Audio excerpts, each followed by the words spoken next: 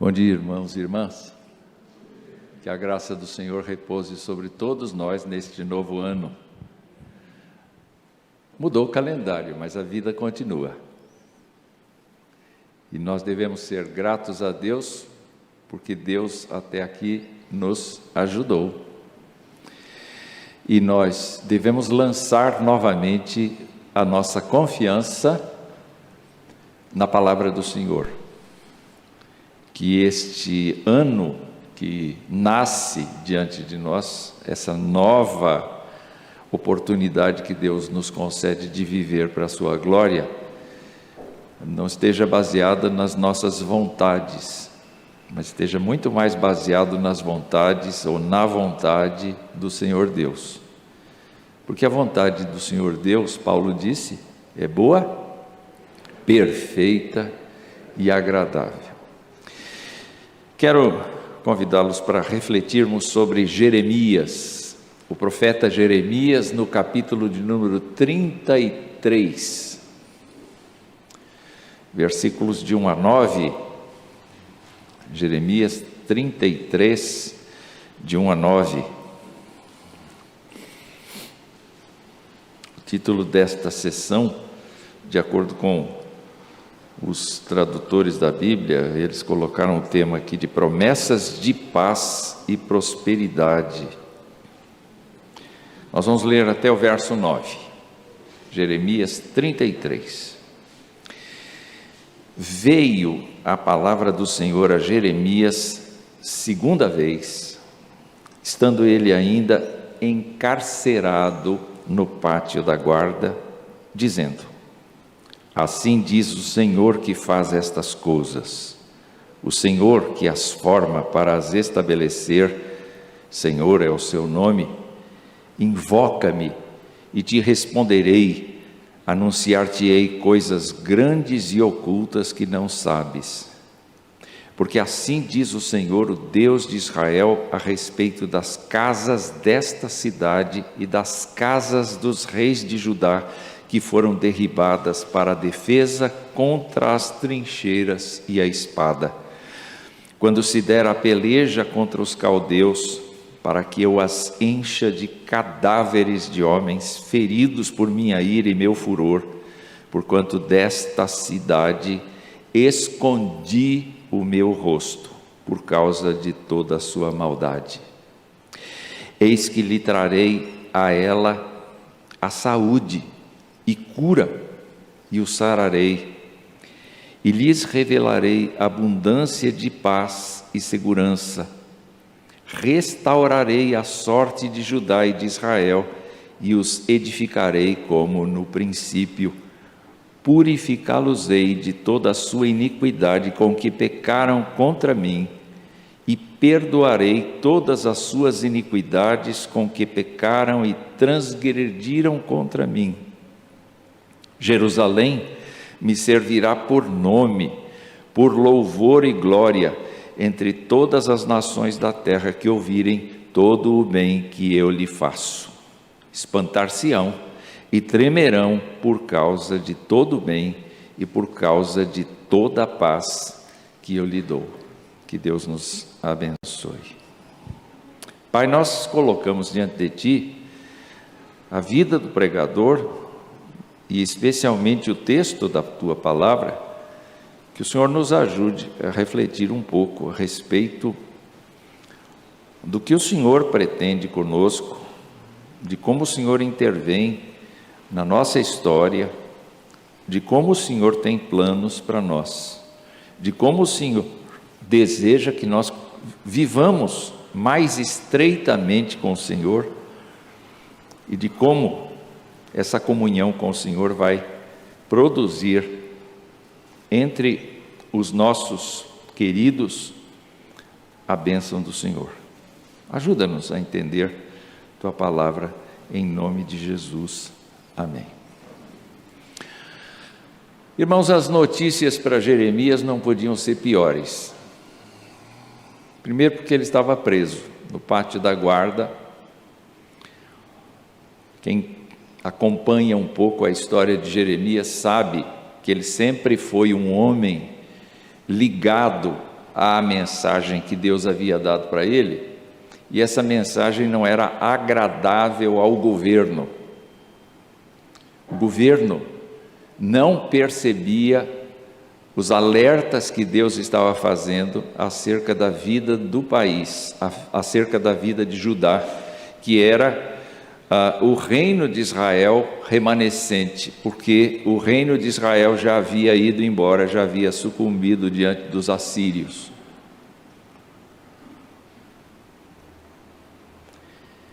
E nós sabemos, pela descrição que a Bíblia faz, que Jeremias tinha um coração muito movido, muito entristecido por conta da situação espiritual dos seus compatriotas.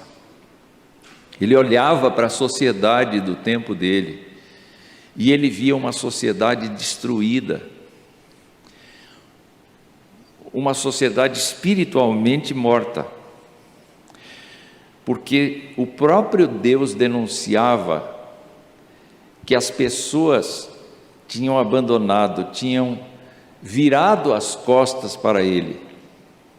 As pessoas tinham adquirido as religiões dos seus vizinhos e os seus valores tinham se mudado completamente. A sociedade tinha estabelecido um novo padrão de cultura. A sociedade tinha estabelecido um novo padrão de religiosidade.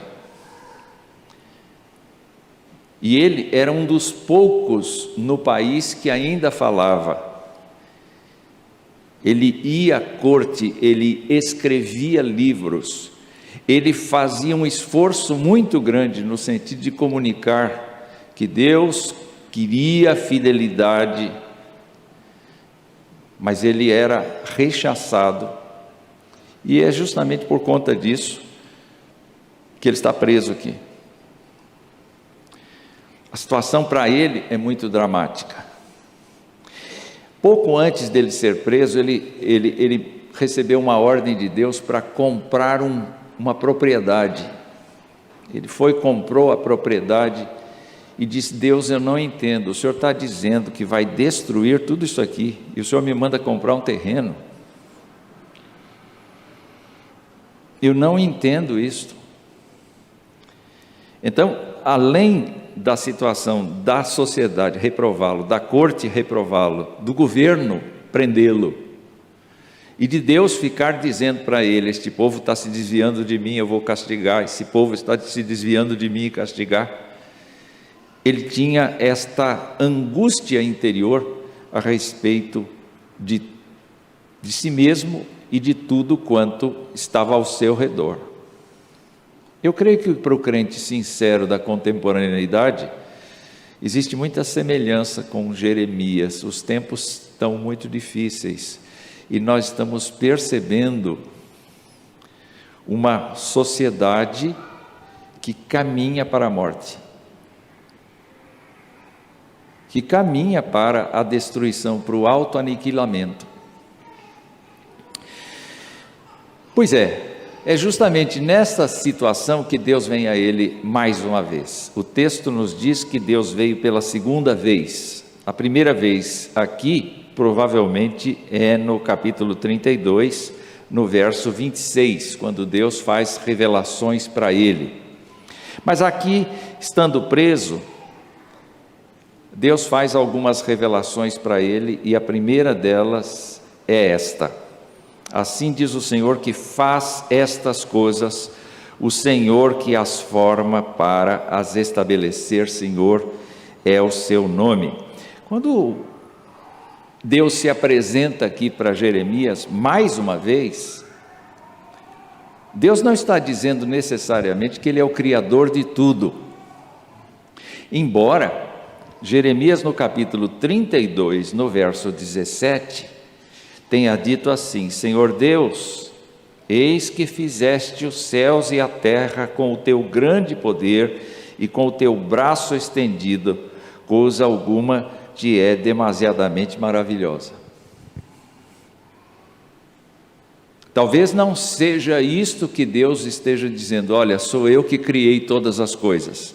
Jeremias sabia disso.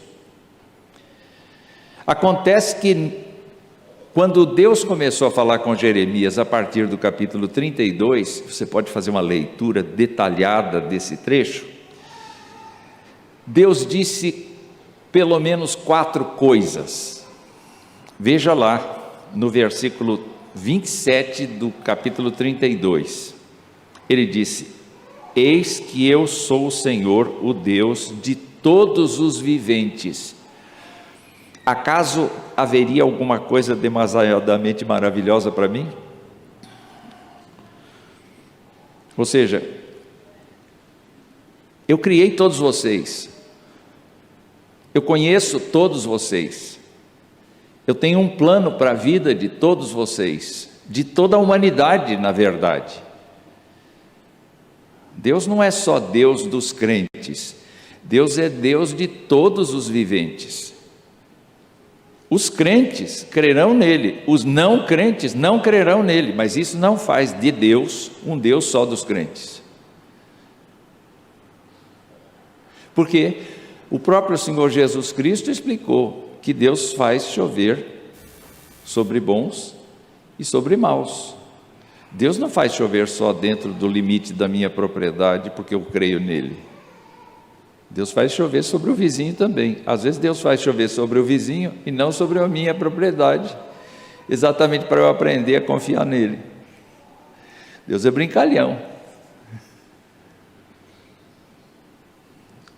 Ele brinca seriamente. Vai entender isso. Entretanto, Deus disse assim: tem coisa maravilhosa demais para mim? Tem coisa que eu não compreenda? Tem coisa que eu não entenda? Tem coisa que eu não tenha construído? Tem coisa que eu não sei como funciona? E a resposta de Jeremias ou de qualquer um de nós deve ser: não. O Senhor sabe tudo, o Senhor compreende tudo, o Senhor é antes e é depois de tudo. O Senhor é o causador de todas as coisas. Jeremias sabe disso. Mas aqui no texto, o Senhor faz estas coisas. Que coisas? Primeiro, Ele entrega Jerusalém aos caldeus. Isso está escrito aqui no verso 28 do capítulo 32. Eis que entrego esta cidade na mão dos caldeus. Verso 30 ele diz: porque os filhos de Israel e os filhos de Judá não fizeram senão mal perante mim desde a sua mocidade. Eles não fizeram outra coisa senão me provocar a ira. No verso 33 ele diz: viraram-me as costas e não o rosto. No 34 ele diz: puseram as suas abominações na casa que se chama pelo meu nome para a profanarem. Ou seja, eles trouxeram os deuses idólatras para estar dentro do templo dedicado a Javé, a Yavé. Algumas famílias entregaram seus próprios filhos para sacrificar ao deus Moloque. Estava assim, tão transtornada a vida de Judá.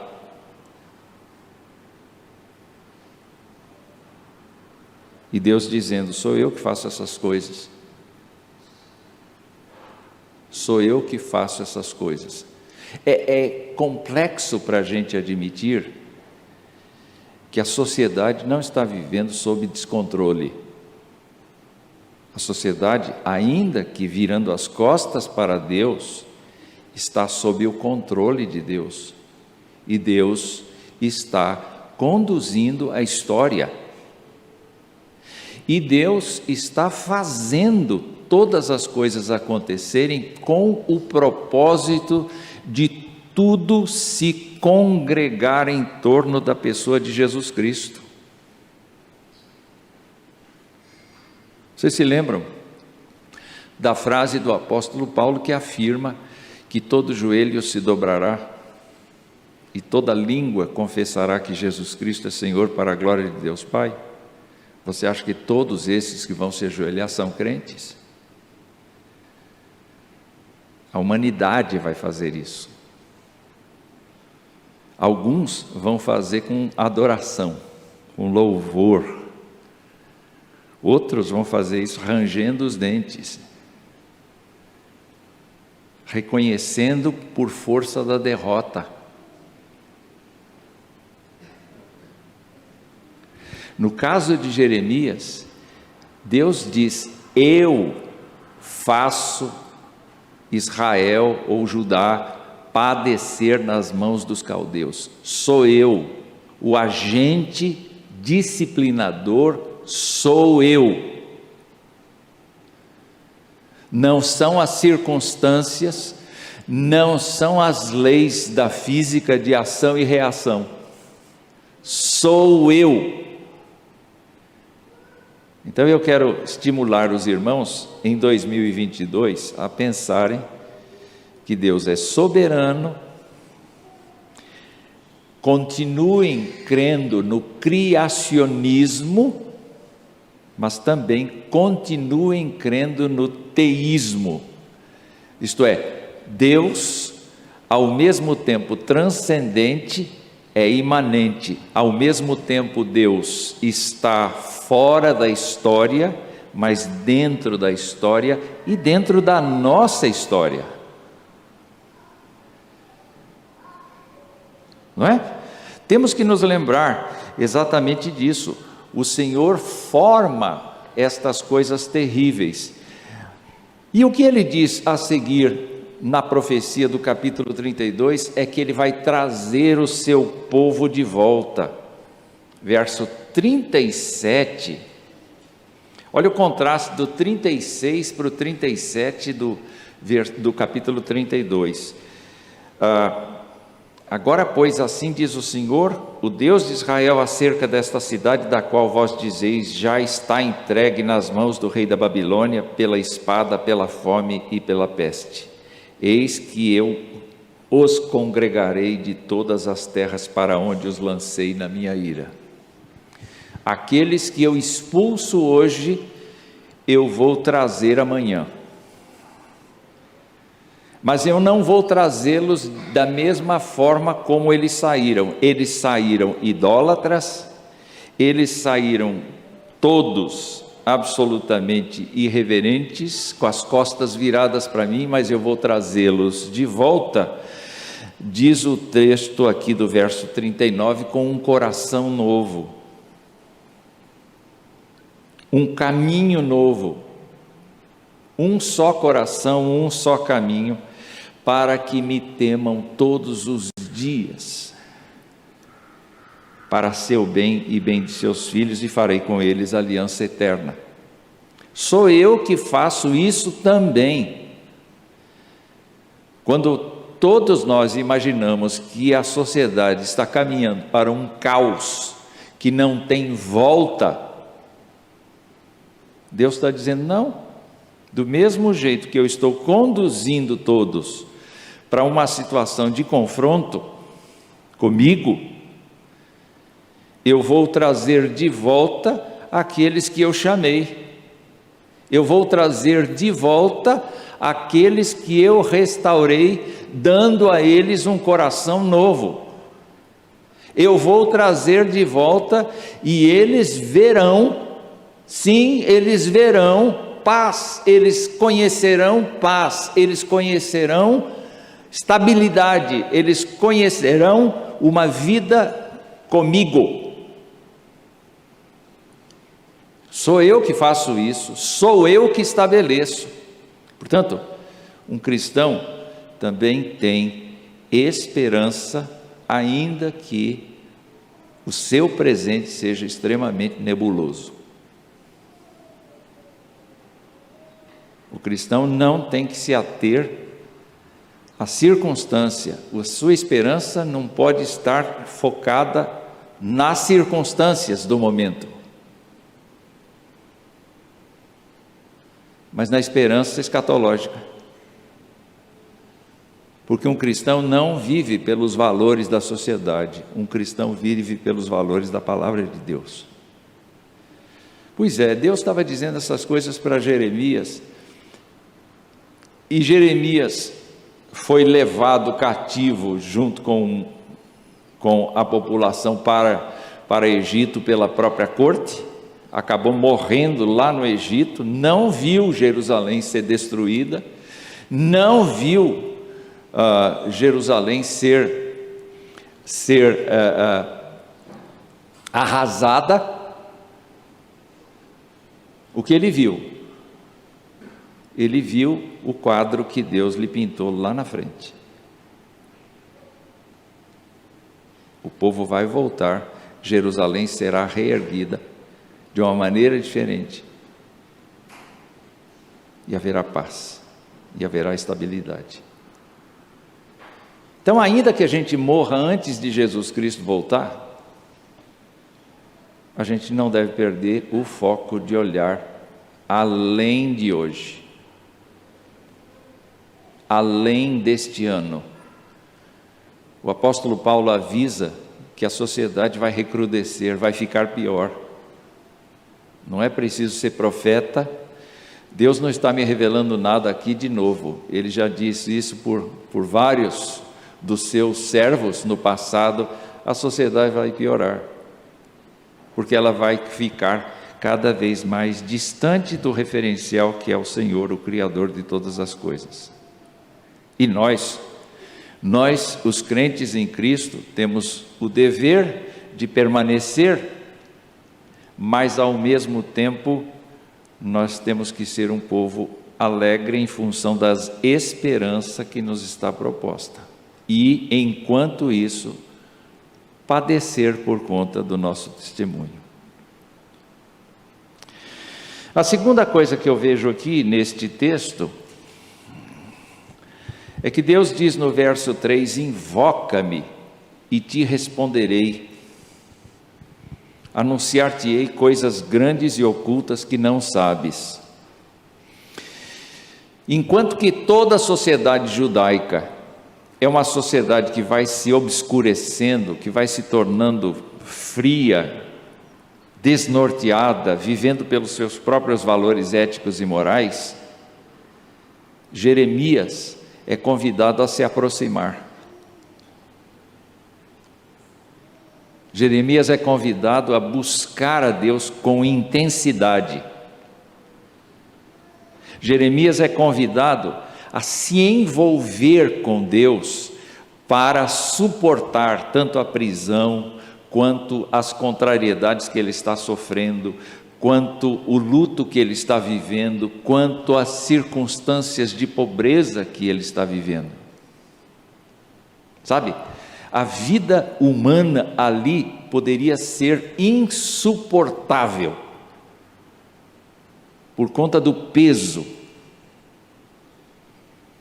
Só que Deus está dizendo: me procura, vem para mim, clama por mim, busca a mim, restabelece comigo uma amizade, renova o desejo, a sede de me buscar, caminha comigo,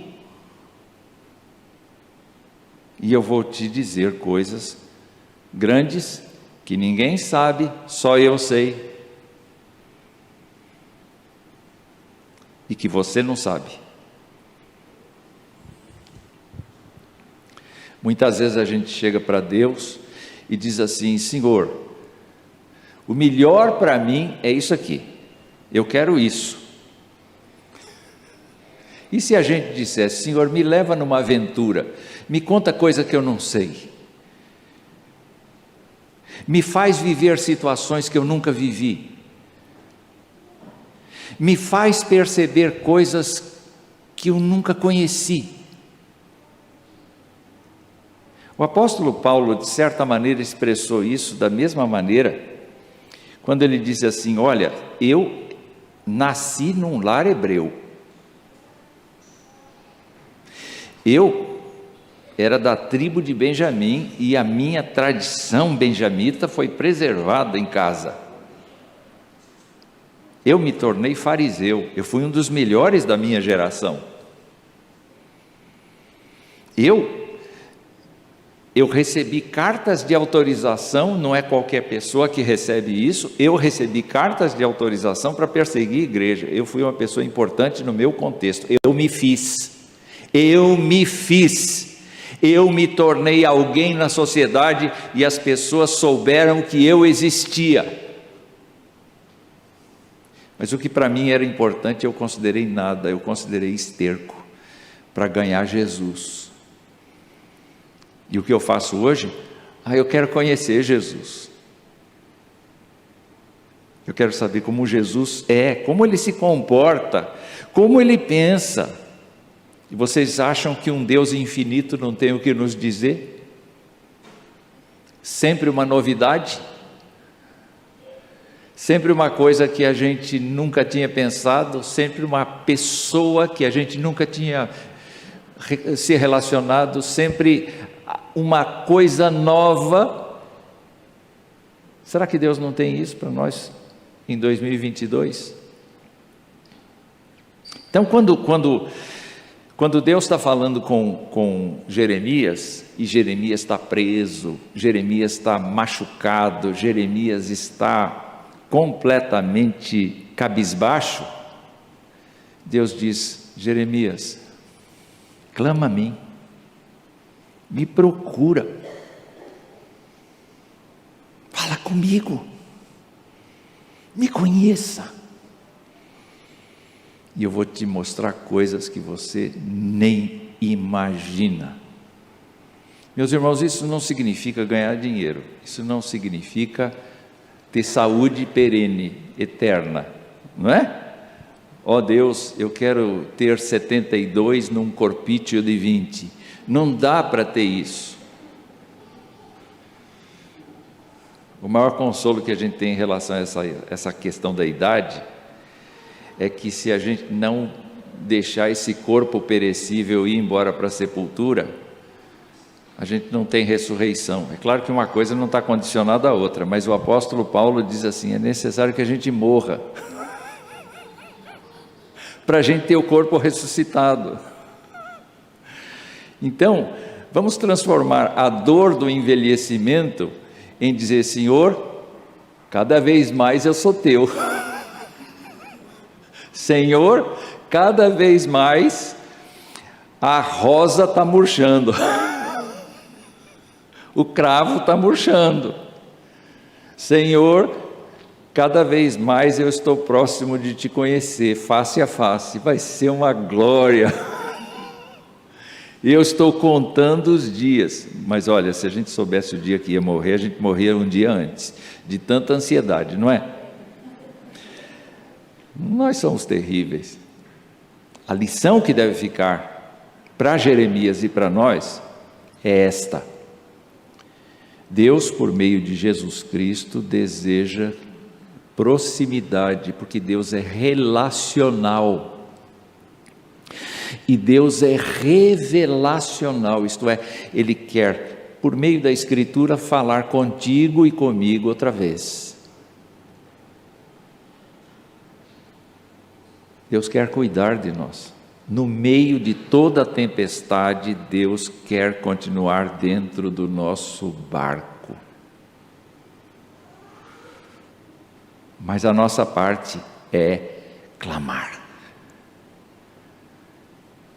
A gente precisa falar com Ele, a gente precisa buscar na Escritura o alimento para entender essa relação correta com Ele, porque senão a gente constrói ídolos, como os israelitas fizeram.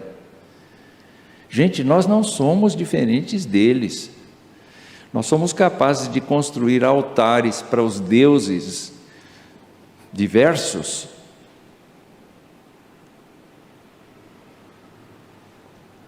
assim, com muita rapidez. Então, fica esta lição para nós. A próxima lição que fica para nós é a lição de Deus recapitulando o que é que Ele vai fazer. E Deus então diz o seguinte: eu trarei a ela saúde e cura, e o sararei, e lhes revelarei abundância de paz e segurança, diz o verso 6. restaurarei a sorte de Judá. Verso 7, purificá-los-ei de toda a sua iniquidade. Verso 8, perdoarei todas as suas iniquidades. Segunda parte do 8, Jerusalém me servirá por nome, por louvor e glória.